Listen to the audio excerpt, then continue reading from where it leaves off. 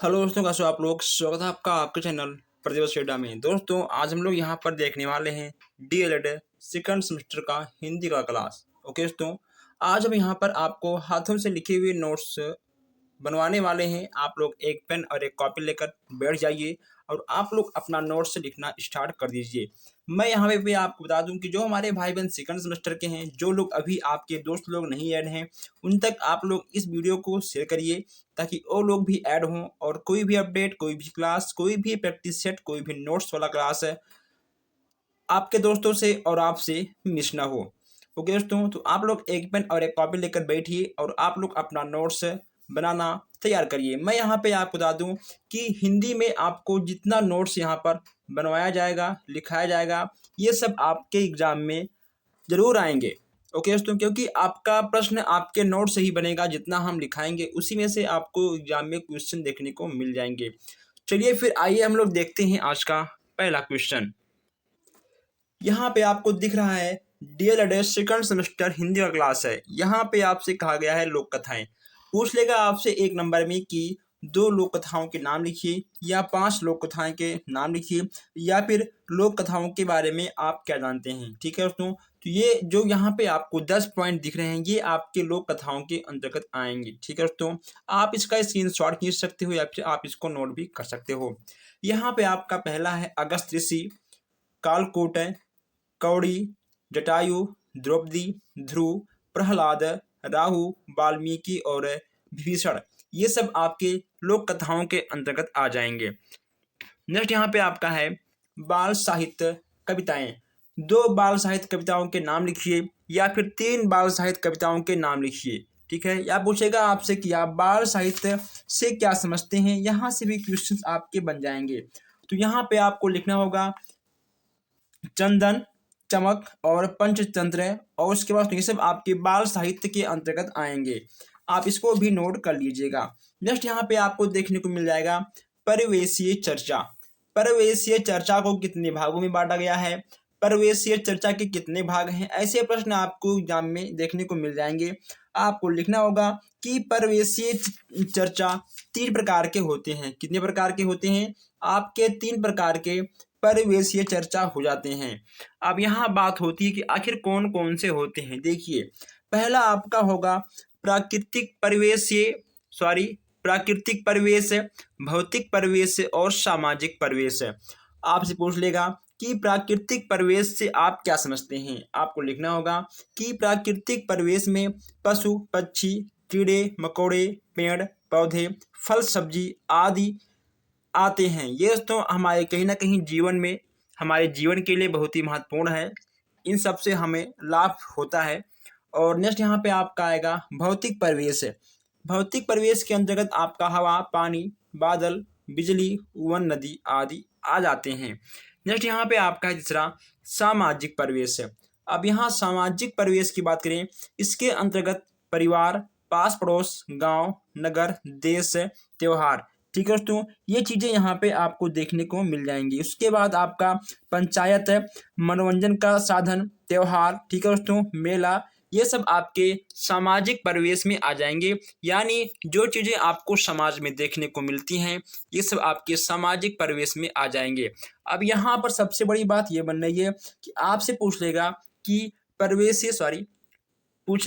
पूछेगा आपसे कि परिवेशीय चर्चा की आवश्यकता, आखिर क्यों आवश्यकता है परिवेशीय चर्चा की। तो दोस्तों कहीं ना कहीं एक अच्छे बच्चे की विकास के लिए उसका परिवेश अच्छा होना चाहिए। मैं आपको बता दूं कि जब हम आपको लॉन्ग क्वेश्चंस कराएंगे, उस लॉन्ग क्वेश्चन में इन सारे क्वेश्चंस को हम जरूर ऐड कर लेंगे। नेक्स्ट यहाँ पे पूछेगा आपसे कि परिवेशीय चर्चा के महत्व। आखिर परिवेशीय चर्चा के कौन कौन से महत्व हैं। अपने परिवार एवं पास पड़ोस के साथियों तथा शिक्षकों के प्रति व्यवहार का ज्ञान करना। ठीक है, पहला आपका हो जाएगा। दूसरा आप लिख सकते हो कि विभिन्न स्थानों तथा परिस्थिति के अनुसार कक्षा में खेल, भोजन एवं उत्सव आदि में समुचित व्यवहार करना। दोस्तों ऐसी चीज़ें आपको देखने को मिल जाएंगी। और परिवेशीय चर्चा के महत्व की बात करें तो नैतिकता आती है, बच्चों के अंदर नैतिकता आती है, सामाजिक, उसके बाद सत्य, सहयोग, ईमानदारी, ठीक है, लोकप्रिय व्यवहार, ये सब आपके सामाजिक चर्चा के महत्व के अंतर्गत आ जाएंगे। अब यहाँ पूछा गया है उद्देश्य। आखिर परिवेशीय चर्चा के उद्देश्य क्या हैं?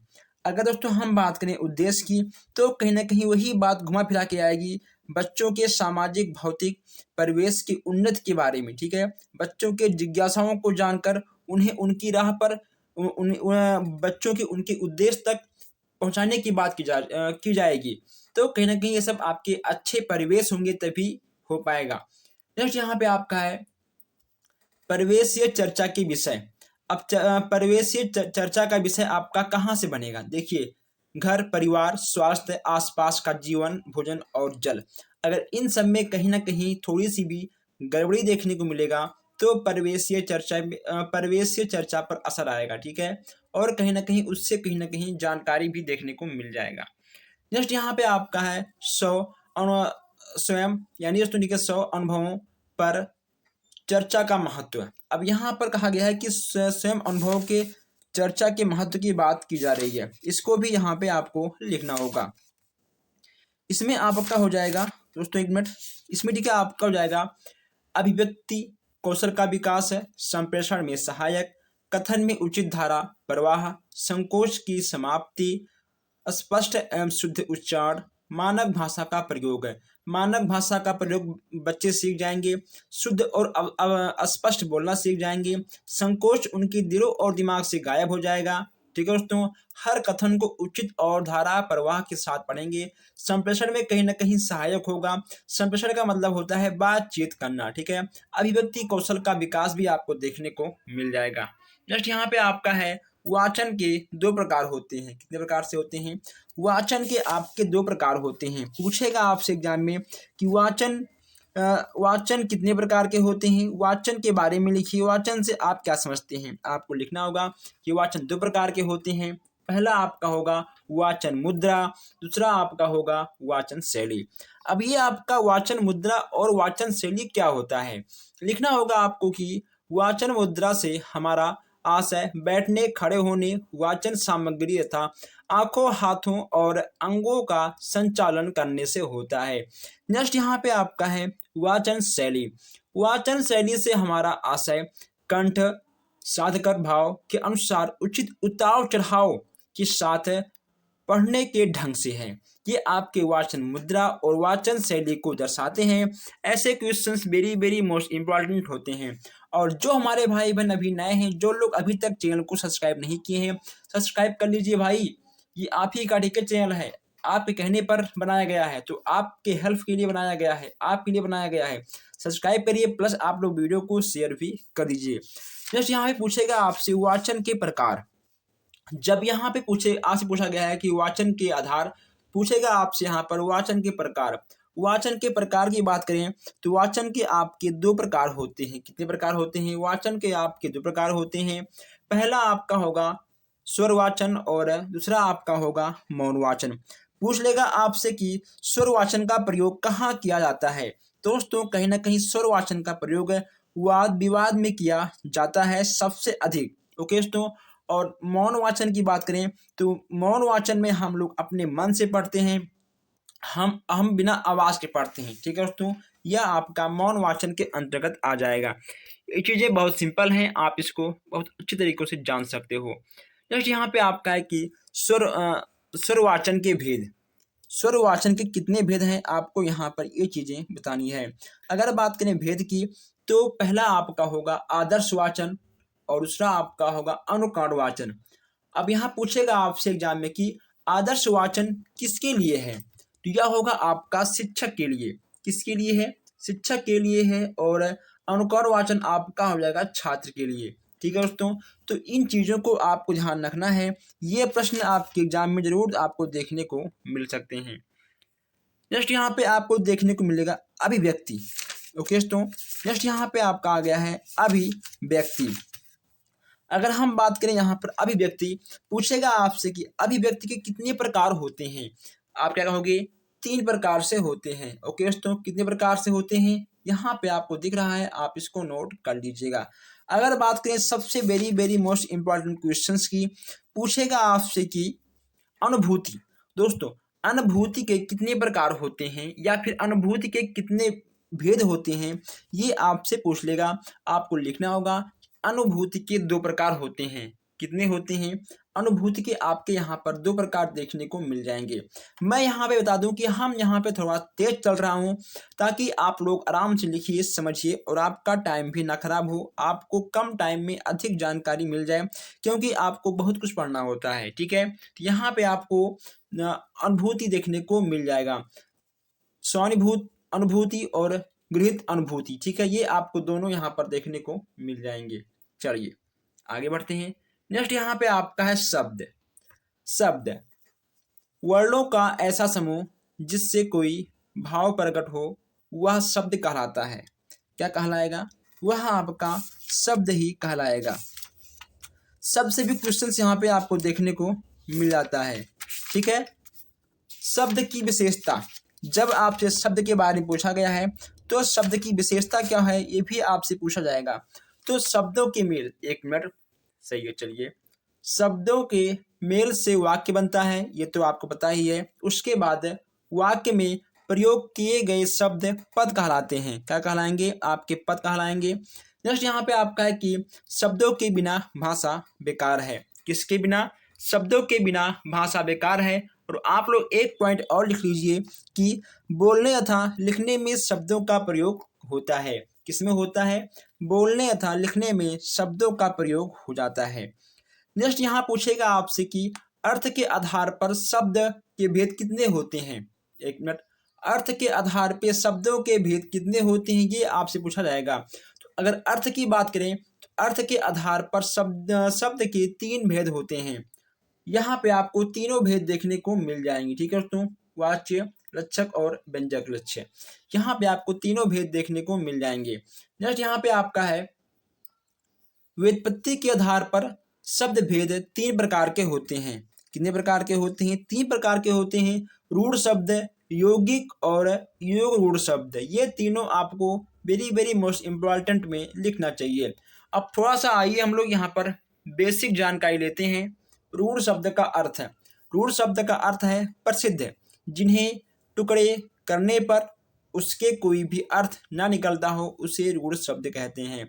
रूढ़ शब्द किसे कहते हैं? जिसके टुकड़े करने पर कोई अर्थ ना निकलता हो, वह रूढ़ शब्द आपका कहलाएगा। आप राइटिंग पर मत जाइए, क्योंकि दोस्तों लिखना मतलब कम टाइम में लिखना और कम टाइम में आप तक इस क्लास को भेजना कहीं ना कहीं अच्छा खासा टाइम भी लगता है और उतना टाइम भी नहीं मिल पाता। लेकिन आप सबके कहने पर नोट्स आप सबको देना पड़ रहा है। कोई बात नहीं, बस आप लोग अपना प्यार दीजिए, वीडियो को अच्छे से शेयर करिए, लाइक करिए और कमेंट बॉक्स में अपना राय दीजिए कि आपको वीडियो कैसा, ठीक है, तो आपको वीडियो कैसा लग रहा है। जैसे यहाँ पे आपका है दो या दो से अधिक अर्थ वाले शब्दों से बने ऐसे शब्द जिनके खंड करने पर भी जिनका परंपरागत अर्थ होता है, वे आपके कहलाएंगे यौगिक। कौन से कहलाएंगे? आपके हो जाएंगे यौगिक है। नेक्स्ट यहाँ पे आपका है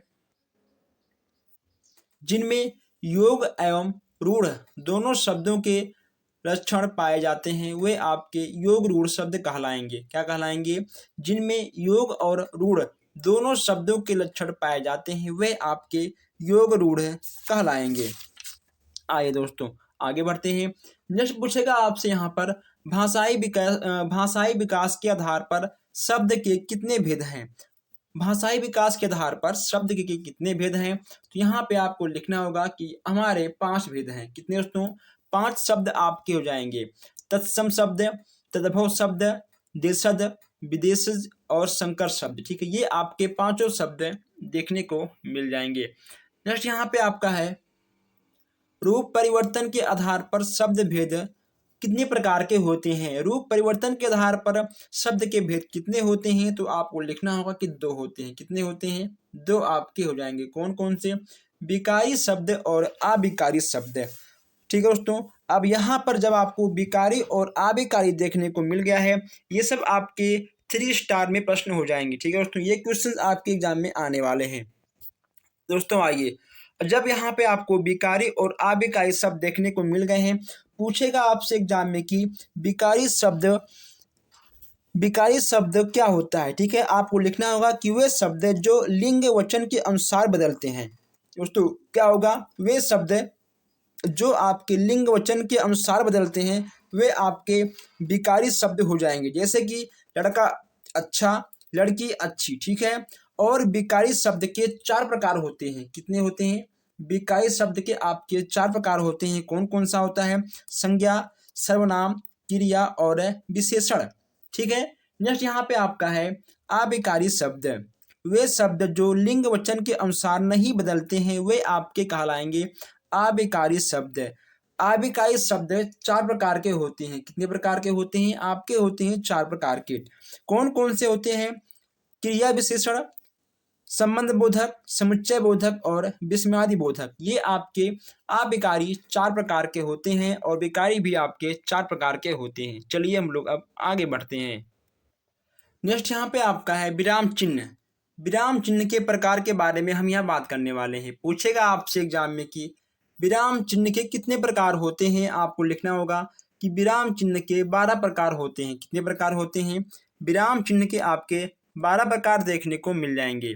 कौन कौन से होते हैं? इसमें आपका हो जाएगा पूर्ण विराम, अर्ध विराम, अल्प विराम, प्रश्नवाचक चिन्ह, ठीक है दोस्तों, उद्दंड चिन्ह, विवरण चिन्ह, निर्देशक, विस्मयादि बोधक, अपूर्ण, योजक, कोष्टक और समानता, ठीक है दोस्तों। यहाँ पे आपको 12 के 12 चिन्ह और जो उसके सिंबल होते हैं दोनों यहाँ पे आपको देखने को मिल जाएंगे। और दोस्तों मैं आपको बता दूं कि आपके एग्जाम में पर्यायवाची, अनुवाद, ठीक है, समानार्थी, ये सब भी देखने को मिल जाएंगे। ये सब आपके 1 नंबर के होते हैं। चलिए नेक्स्ट यहाँ पे आपका है उत्सर्ग, ठीक है। उत्सर्ग और प्रत्यय में अंतर पूछा गया है? नहीं, ठीक है। उपसर्ग और प्रत्यय में अंतर नहीं आता। पूछेगा आपसे उपसर्ग के बारे में, आपको लिखना होगा जो अवयव धातु या धातु से बने हुए विशेषण, संज्ञा आदि शब्दों के पूर्व जोड़े जाते हैं उन्हें उपसर्ग कहते हैं। यानी दोस्तों जो आपका उपसर्ग होता है वह किसी भी शब्द, किसी भी धातु के आगे लगता है, ठीक है। और जो आपका प्रत्यय होता है वह आपका पीछे लगता है। पूछेगा आपसे एग्जाम में कि उपसर्ग के कितने प्रकार होते हैं। उपसर्ग के कितने प्रकार होते हैं? आपको लिखना होगा कि 22 प्रकार होते हैं। कितने होते हैं? 22 होते हैं। कौन कौन सा होता है? पर, प्रा, अप, सम, अनु, अव, निस, निर, निह या फिर दुस, दूर, दु, यानी बी, आ, नी, अधि, अति, सु, उत, अभि, प्रति, परि और अप, ठीक है दोस्तों, उप। ये आपके यहाँ पर 22 प्रकार के आपको देखने को मिल जाएंगे। आप इसको भी नोट कर लीजिए। पूछेगा आपसे कि अधि, ठीक है, पूछेगा आपसे एग्जाम में ऐसे कि अधि किस में आता है? प्रत्यय में आता है या उपसर्ग में आता है? आपको 2 नाम और मिल जाएगा। ये चीजें आपको विकल्प में अधिक देखने को मिलेगा। चलिए नेक्स्ट यहाँ पे आपका है प्रत्यय। प्रत्यय कितने प्रकार के होते हैं? सबसे पहला क्वेश्चन आपके एग्जाम में यही बनेगा। क्या बनेगा? कि प्रत्यय आपके कितने प्रकार के होते हैं? तो यहाँ पे आपको लिखना होगा कि प्रत्यय हमारे 2 प्रकार के होते हैं। कितने प्रकार के होते हैं? आपके 2 प्रकार के होते हैं, कृत प्रत्यय और ठीक है द्वैत प्रत्यय। ये आपको 2 प्रकार के देखने को मिल जाएंगे दोस्तों, कृदंत प्रत्यय, ठीक है, और द्वैत प्रत्यय। तो कृदंत प्रत्यय के कितने होते हैं भेद? यहाँ पे आपका होता है 2 भेद, विकारी और अविकारी आपको देखने को मिल जाएंगे। विकारी प्रत्यय के भेद पूछा गया है तो वर्तमान कालिक, भूतकालिक और भविष्यकालिक। यहाँ पे आपको 3 कालिक देखने को मिल जाएगा। दोस्तों आइए चलिए आगे बढ़ते हैं। नेक्स्ट यहाँ पे आपको देखने को मिलेगा कि अविकारी कृदंत के 4 प्रकार होते हैं। पूछेगा आपसे एग्जाम में कि अविकारी कृदंत के कितने प्रकार होते हैं? आपको लिखना होगा कि अविकारी कृदंत के 4 प्रकार होते हैं। कितने होते हैं? 4 होते हैं। कौन कौन सा होता है?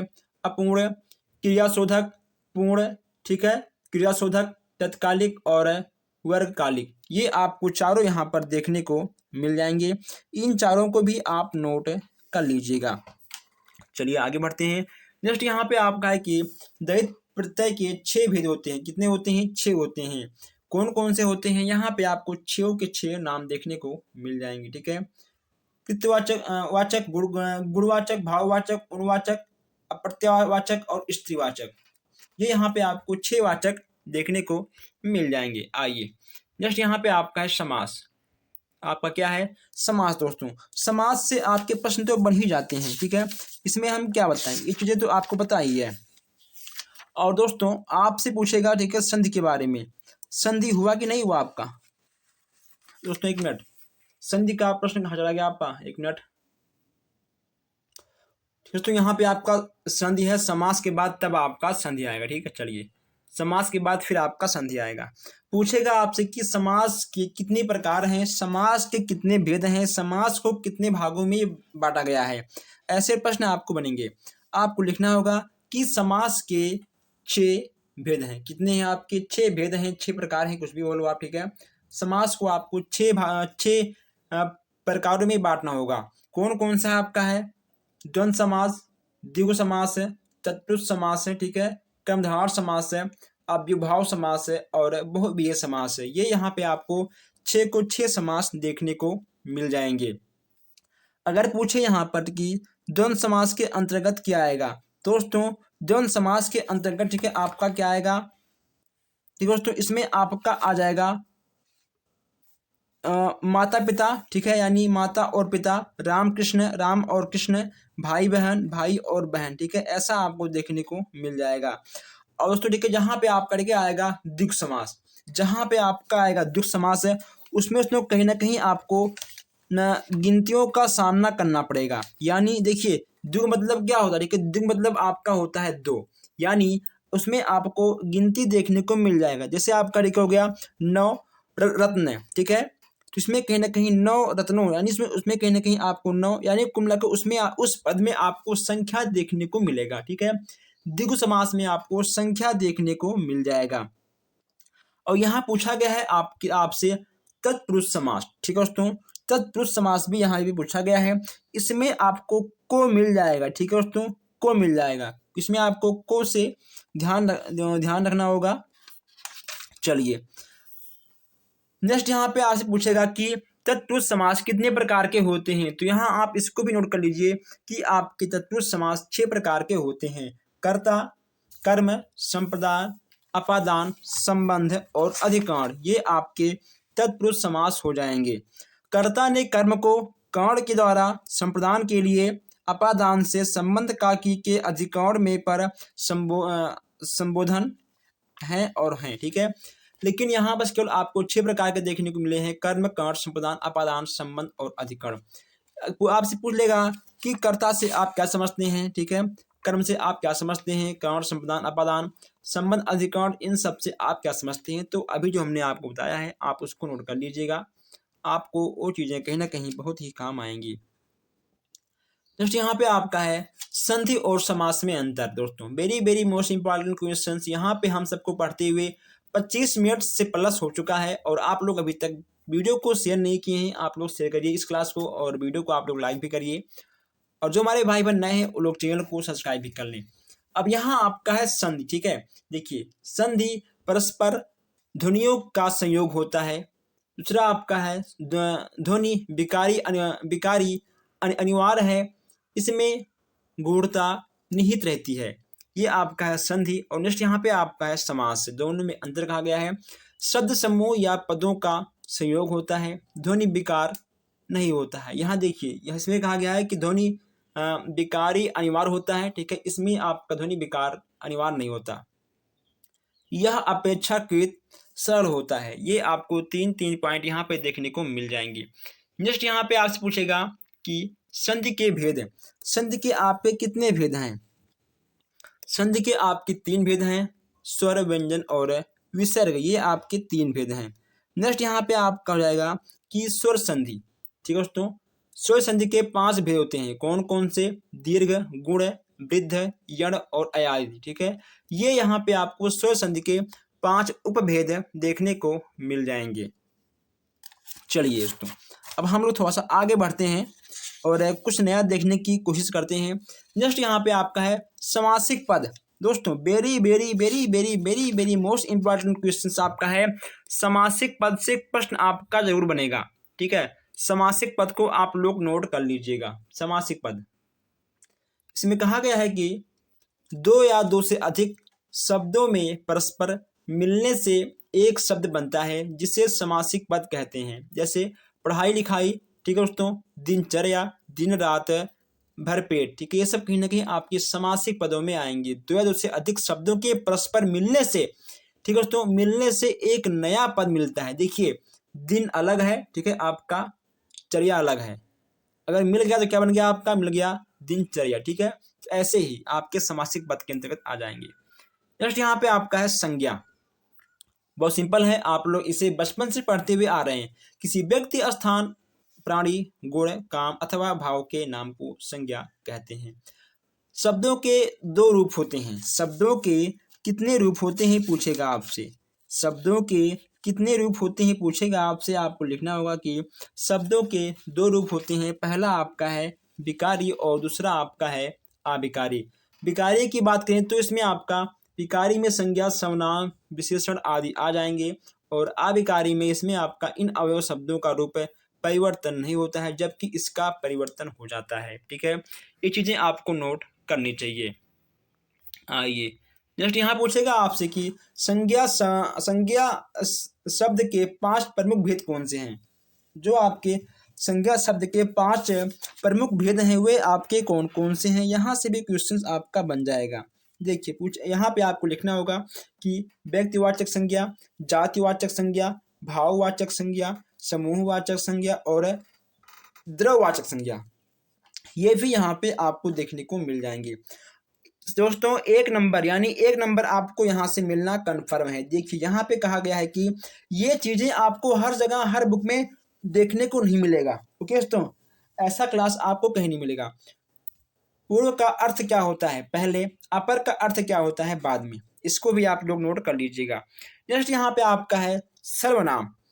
हिंदी में सर्वनाम की कितनी संख्याएं होती हैं, 11 होती हैं। कौन कौन से, मैं, तुम, आप। यहाँ देखिए, यहाँ देखिए आप लोग, हाँ देखिए, मैं, तुम, आप, यह, वह, जो, सो, कोई, कुछ, कौन एवं क्या, ये यहाँ पे आपको सर्वनाम की 11 संख्याएं देखने को मिल जाएंगी।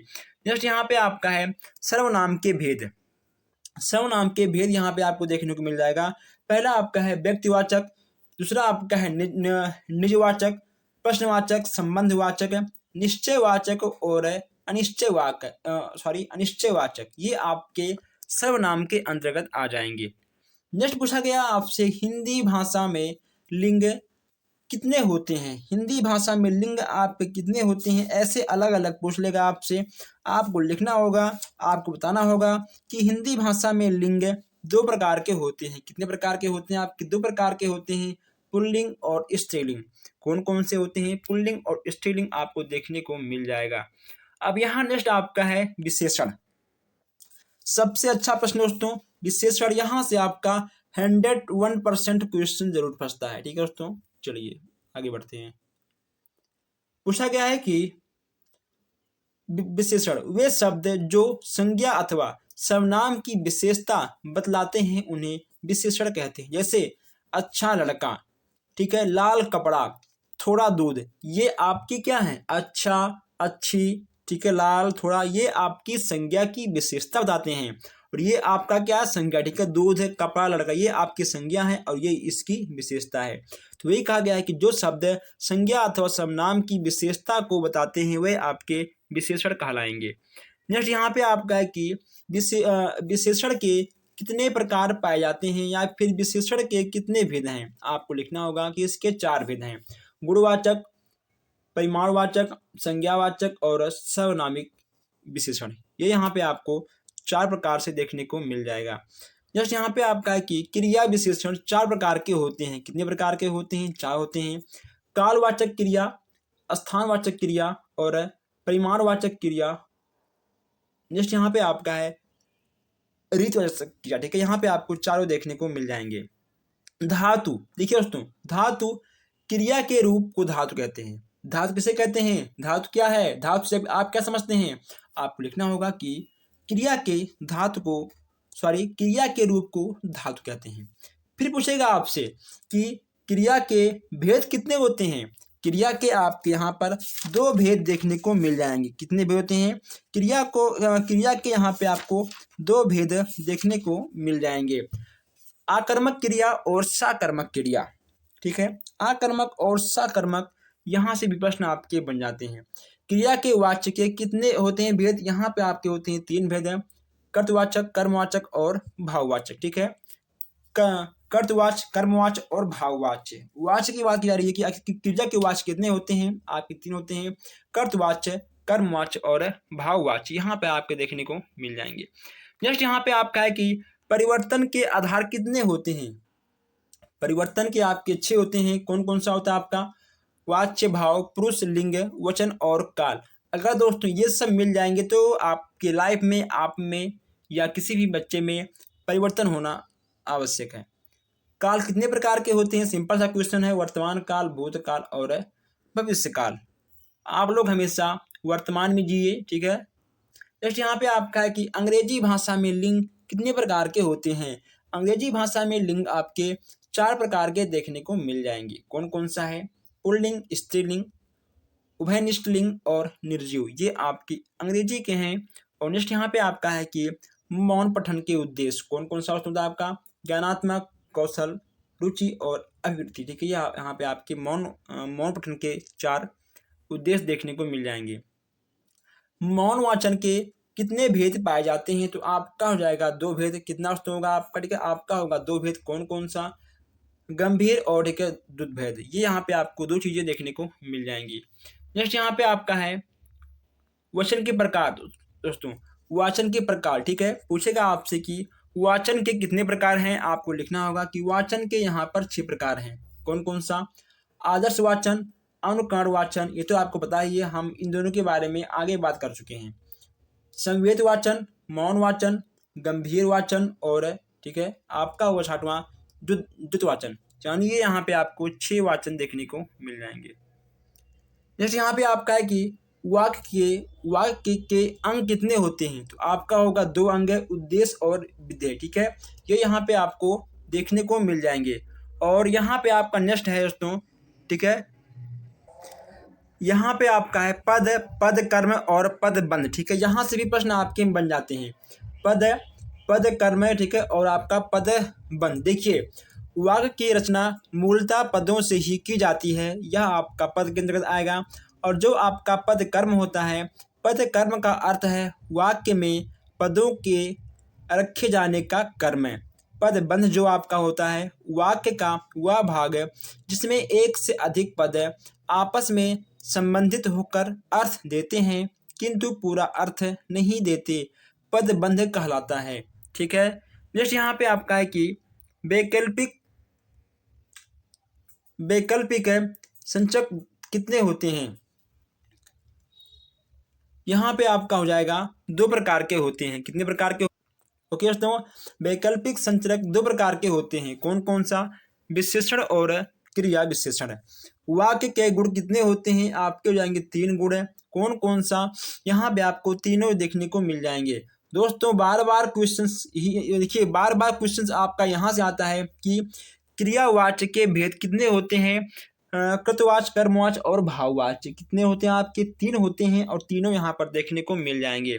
और सबसे अच्छा प्रश्न यहाँ पे आपको देखने को मिल जाएगा कि अन्वय का अर्थ क्या होता है? अन्वय का अर्थ क्या होता है? इसका आपका हो जाएगा मेल। यहाँ से आपका 1 नंबर कन्फर्म है। पत्र कितने प्रकार के होते हैं? पत्र आपके होते हैं 2 प्रकार के, औपचारिक पत्र और अनौपचारिक पत्र। नेक्स्ट यहाँ पे आपका है कि अनौपचारिक पत्र को कितने वर्गों में या फिर कितने भाग में बांटा गया है? तो यहाँ पे आपका होगा 3 भागों में बांटा गया है। कौन कौन सा? प्रार्थना पत्र, कार्यालयिक पत्र और व्यावसायिक पत्र। ठीक है, तो यहाँ पे इसे 3 भागों में बांटा गया है। अगर मान लो कभी कभी पूछ लेगा आपसे कि जो आपका प्रार्थना पत्र होता है, ठीक है दोस्तों, पूछेगा आपसे कि प्रार्थना पत्र के अंतर्गत कौन कौन सा पत्र आएगा? आपको लिखना होगा अवकाश पत्र, शिकायत पत्र, ठीक है, सुधार पत्र और आवेदन पत्र, ये आपके प्रार्थना पत्र के अंतर्गत आएंगे। अगर हम बात करें कार्यालय पत्र के अंतर्गत, दोस्तों यह आपका स्कूल, कार्यालय, कॉलेज, ठीक है, सरकारी कर्मचारियों में कहीं ना कहीं इसका प्रयोग देखने को मिलता है। और जो आपका व्यावसायिक पत्र होता है दोस्तों, व्यावसायिक पत्र में जो पत्र सामान खरीदने, बेचने या लेन देन के लिए प्रयोग किया जाए, लिखा जाए, वह आपका व्यवसायिक पत्र के अंतर्गत आएगा। अभी हमारे ऐसे भाई बहन हैं जो लोग अभी तक चैनल को सब्सक्राइब नहीं किए हैं, सोच रहे हैं सब्सक्राइब करूं कि ना करूं, ठीक है, कर लीजिए। अगर किसी भी प्रश्न में आपको डाउट है तो आप बेशक कमेंट बॉक्स में कमेंट करिए। मिलते हैं फिर आपसे नेक्स्ट क्लास में। Thank you.